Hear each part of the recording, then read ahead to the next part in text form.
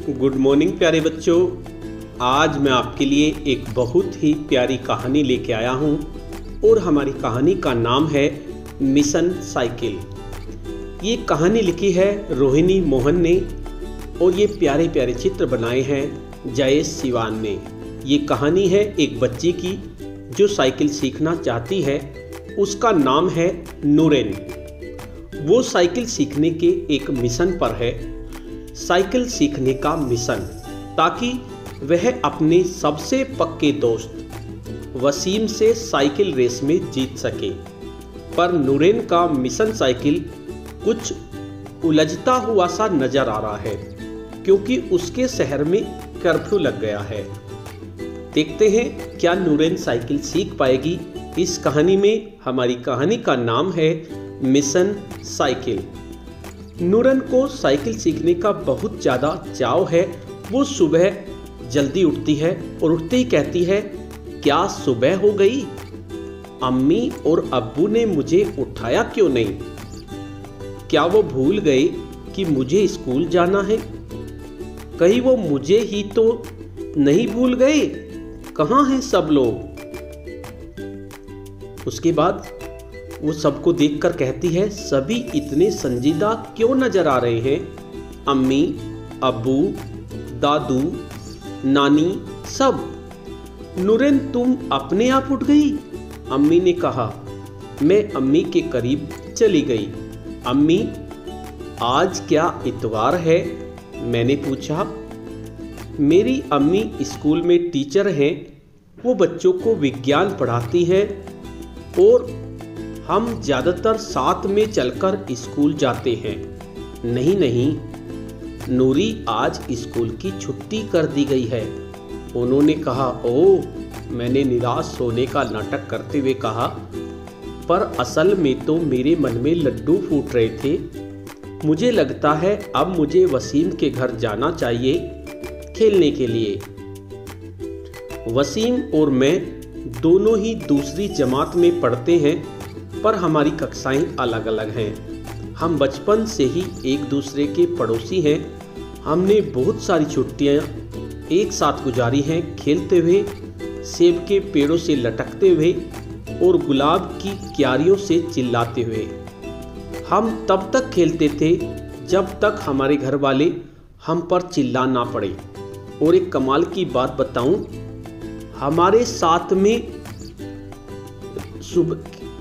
हमने साथ में कई खेलों का आविष्कार भी किया है।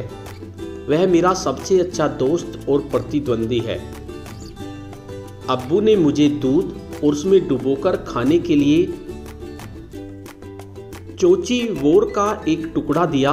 यह कश्मीरी रोटी वसीम के परिवार की बेकरी से आई है और इसमें खसखस का लजीज स्वाद है। मुझे यह बहुत पसंद है। नूरी, वसीम के यहाँ जाने का कोई फायदा नहीं, अब्बू ने कहा। वो अपनी अम्मी के साथ थोड़े दिनों के लिए जम्मू गया है। आज का समाचार बहुत डरावना लग रहा है। नानी ने टीवी की आवाज बढ़ाई। अम्मी, अब्बू, दादू और नानी आपस में बिना किसी शब्द के बहुत कुछ कह रहे थे जिन्हें मैं शायद ही कुछ समझ पाऊं। बात करते हुए अम्मी की त्योरियां यूं चढ़ी हुई थी मानो दो बड़े प्रश्न चिन्ह। अब्बू अपना सिर हिलाते हुए होंठ सिकोड़ते हैं। दादू कुछ अक्षरों को धीरे धीरे बुदबुदाते हैं। वे सभी बहुत चिंतित नजर आ रहे हैं। पर वसीम जम्मू क्यों गया है? कुछ दिन पहले स्कूल से वापस आते हुए वसीम ने कहा था, हम दोनों को साइकिल चलाना आना चाहिए। चलो 1 महीने में सीखते हैं, फिर हम स्कूल जाते हुए मुकाबला करेंगे। ठीक है। ओह, हो सकता है वसीम जम्मू अपने चचेरे भाई रफ़ीक से साइकिल चलाना सीखने गया हो। अब मैं साइकिल चलाना कैसे सीखूं? तभी अब्बू ने कहा, आज वे दफ्तर नहीं जाएंगे। अब्बू ने कहा, आज सीआरपीएफ के जवानों की संख्या सड़क पर और भी अधिक है, इसलिए मेरे संपादक ने कहा है कि घर से काम कर सकता हूँ। अब्बू घर पर? फिर तो मुझे 1 सेकंड का भी समय नहीं गंवाना चाहिए। अब्बू, क्या आप मुझे नई साइकिल चलाना सिखाएंगे? सिखाना है या नहीं सिखाना? अब्बू ने मेरी तरफ देखा और कहा, जरूर नूरी, पर पहले जल्दी से अपना नाश्ता ख़त्म करो। मैं जल्दी से नाश्ता ख़त्म करने में लग गई। ओ महा दूध और चोंची, वो अपना कमाल दिखा दो, मुझे शक्तिशाली बना दो, साइकिल अभियान के लिए मुझे बहुत ताकतवर बना दो। अब शुरू होता है मिशन साइकिल पहला दिन। ये साइकिल अब्बू अम्मी की तरह से मेरा ईद का तोहफा है। मैं इसे तब तक साफ करती रहती हूँ जब तक यह चमकने न लगे। ट्रिंग ट्रिंग, मुझे इसकी घंटी की तेज आवाज़ पसंद है। अब्बू, नानी कहती है, नूरी क्यों चिल्ला रही हो? अब्बू जरा देर के लिए बाहर निकले हैं बाहर का हाल चाल जानने, पर अब्बू ने मुझे साइकिल सिखाने का वादा किया था। नानी बगीचे के औजार नीचे रखती है, मैं तुम्हें सिखा सकती हूँ, वो कहती हैं। पर नानी, आपको साइकिल चलाना आता भी है? नूरी मेरी बच्ची, मैं अपने पूरे स्कूल में सबसे तेज साइकिल चलाती थी। चलो अब अपने पार्ट पैडल पर रखो, बिल्कुल सीधे दीवार की तरफ देखो और पैडल मारना शुरू करो। मैं अपने सामने दीवार की तरफ ध्यान से देखती हूँ, पेड़ों से लगे इकलौते आड़ू पर ध्यान केंद्रित करते हुए ध्यान से नानी कहाँ है? जैसे ही मैं नानी को देखने के लिए पीछे मुड़ती हूँ, धड़ाम, मुझे तो वो दीवार बिल्कुल नजर ही नहीं आई। नानी भागते हुए आती है, नूरी तुम्हें चोट तो नहीं आई? मैंने देखा चोट तो नहीं है, पर फिर भी मुझे जोर से रोना आ रहा था। साइकिल चलाना कितना मुश्किल काम है नानी, बेकार की बातें मत करो। नानी मेरे माथे को चूमते हुए कहती हैं, साइकिल चलाने का पहला सबक यह है कि अपनी नज़र हमेशा सामने होनी चाहिए। दूसरा सबक, गिरने से कभी मत डरो। साइकिल चलाते हुए गिरना बहुत आम बात है, गिरकर ही हम सीखते हैं। मैं अपनी साइकिल पर वापस बैठ जाती हूँ। दूसरा दिन, अब दूसरा दिन शुरू होता है, अपनी मंजिल की ओर आगे बढ़ो। तीसरा दिन, साइकिल चलाने के अभ्यास के बाद नानी और मैं सेब तोड़ते हैं। मैं चुपके से बाहर सड़क पर एक नज़र मारती हूँ।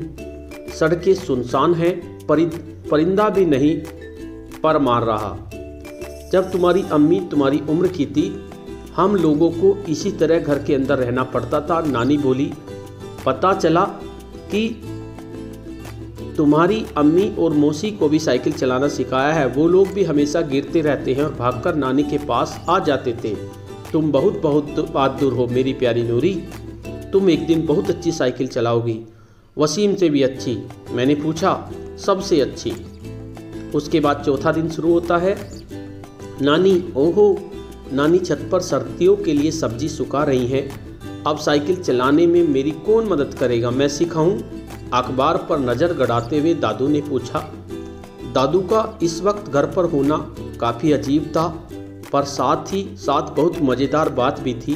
दादू, आप अपने दोस्तों के साथ सैर पर नहीं गए? नहीं जा सकता, कर्फ्यू लगा है। बेहतर होगा कि मैं अपनी पोती के पीछे भागकर ही थोड़ी कसरत कर लूँ।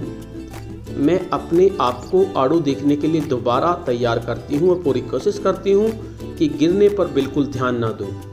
पर फिर दादू मुझे एक खतरनाक सुझाव देते हैं। वे पिछले पहिए के साथ जुड़े ट्रेनर पहियों को निकालना चाहते हैं। क्या मैं सचमुच महज 2 पहियों पर साइकिल चला सकती हूँ? ये तो बिल्कुल सर्कस के जैसा होगा। पर मैंने यह बात दादू से कही तो वह ठाका लगाकर हंसने लगे। सड़क पर हर कोई ऐसा ही करता है नूरी, उन्होंने कहा। तुम बस अभ्यास करना है। कुछ औजार का इस्तेमाल करके मैंने और दादू ने वे छोटे पहिए निकाल दिए। 5वां दिन, आहा। 6ठा दिन, हमारा अभी भी बाहर जाना मना है। क्या ये दरवाज़ा ऊंचा होता जा रहा है? मैं अम्मी से पूछती हूँ। 7वां दिन, मैं घर पर ऊब गई हूँ, मैं स्कूल जाना चाहती हूँ। दरवाज़ा खोलो, खोलो दरवाज़ा। काश मैं तुम्हें बाहर ले पाती। अम्मी बोली, काश तुम्हें यह सब ना देखना पड़े। 8वां दिन, दादू ये कर्फ्यू क्या होता है, मैंने पूछा। दादू परेशान हो जाती हैं जब सरकार हमसे कहती है कि हमें बाहर नहीं जाना चाहिए क्योंकि बाहर जाना सुरक्षित नहीं है। उन्होंने कहा, मुझे अपने दोस्तों की याद आ रही है, मुझे अपने शिक्षकों की भी याद आ रही है, काश मैं बाहर जा पाती। हमें और कितने दिन घर पर रहना पड़ेगा, मैंने पूछा। मुझे नहीं पता नूरी, दादू ने आह भरते हुए कहा। बड़े लोगों को यह कहना बिल्कुल अच्छा नहीं लगता, मुझे नहीं पता, लगता है मामला बड़ा गंभीर है। मुझे दादू को इतना उदास देखना बिल्कुल अच्छा नहीं लगा, इसलिए मैं खड़ी हो जाती हूँ। ठीक है, बहुत हो गया आराम, चलो।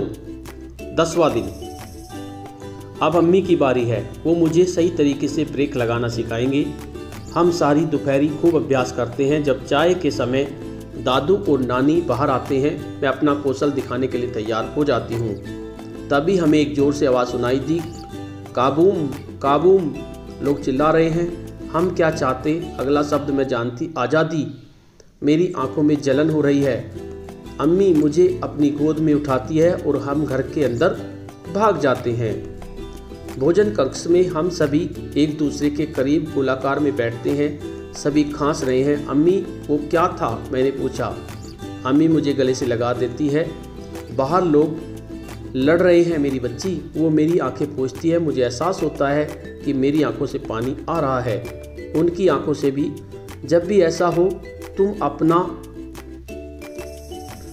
अपनी नाक और मुंह पर रख लो, अपना रुमाल अपनी नाक और मुंह पर रख लो, ठीक है। मैं अपना सिर उसके करीब ले लेती हूँ। थकी हुई हूँ, डरी हुई हूँ। सभी लोग डरे हुए हैं। मुझे नानी के वो शब्द याद आते हैं जो उन्होंने साइकिल सिखाते हुए पहले दिन कहे थे, मुझे बहादुर बनना है। उसके बाद 11वां दिन शुरू होता है। अगली सुबह अब्बू मुझे जगाते हैं, उठ जाओ आलसी बच्ची, आज मैं तुम्हें सिखाऊंगा। कुछ ऐसे समय साइकिल चलाना सुरक्षित है, मैंने पूछा। मैं वादा करता हूँ, अगर कुछ भी होता है तो मैं तुम्हारा ख्याल रखूँगा, ठीक है।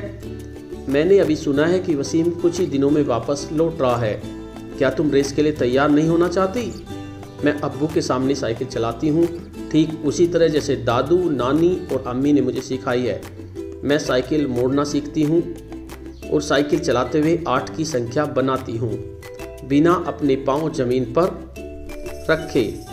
जैसे ही मैं अकेले साइकिल चलाते हुए ऊबने लगती हूँ, वसीम घर वापस लौट आता है। चलो शुक्र है, अब्बू मुझे बताते हैं कि सेना ने कुछ घंटों के लिए कर्फ्यू हटा दिया है और वसीम की अम्मी श्रीनगर वापस आ गई हैं। वसीम हमारे घर आता है, साथ में भी टोकरी भरकर लाता है खूब सारा चौंची वोर जो उसके अब्बू की तरफ से है। मैं उसे वहीं आड़ू देती हूँ जिस पर मैं मिशन साइकिल चलाने के दौरान ध्यान लगा रही थी। मैं उसे सुरक्षित देखकर बहुत खुश हूँ। आओ अपनी साइकिल ले आओ वसीम, मैं कहती हूँ। वसीम उदास दिख रहा है। मैंने उसे गली में छोड़ दिया था और मेरी साइकिल लड़ाई के दौरान टेढ़ी मेढ़ी हो गई। ओह बेचारा वसीम, अब हमारा मिशन साइकिल कैसे पूरा होगा? रुको, मेरे पास एक रास्ता है। मिशन साइकिल आखिरी दिन। फिर वे दोनों एक ही साइकिल पर चले जाते हैं। तो इस तरह से मिशन साइकिल पूरा हुआ और नूरी ने साइकिल सीख ली। तो बच्चों, आपने किस तरह से साइकिल सीखी? क्या आप भी साइकिल सीखने के दौरान गिरे? अगर आप गिरे हो तो अपनी अनुभव अपने साथियों के साथ शेयर करो और बहादुरी के साथ साइकिल सीखो। अगर गिर जाते हो तो कोई बात नहीं। तो आज की कहानी में इतना ही। कल एक नई कहानी में मिलते हैं। तब तक के लिए धन्यवाद।